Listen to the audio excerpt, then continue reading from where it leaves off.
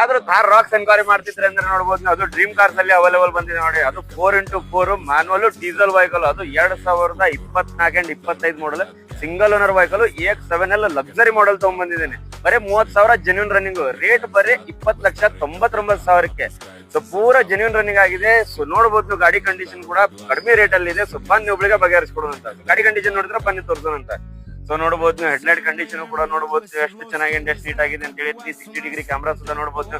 Pure Karnataka registration ಇದೆ with HSRP number plate ಸಮೇತ ಇದೆ. ಸೊ ಅದರಲ್ಲಿ ಒಳಗೆ ಇಂಟೀರಿಯರ್ ಕೂಡ ತೋರಿಸ್ಕೊಡ್ತೀನಿ ನೋಡಿ ನಿಮಗೆ. ಸೊ 90 ಡಿಗ್ರಿ ಡೋರ್ ಓಪನ್ ಆಗುತ್ತೆ ಅದರಲ್ಲಿ ನೋಡಬಹುದು ನೀವು.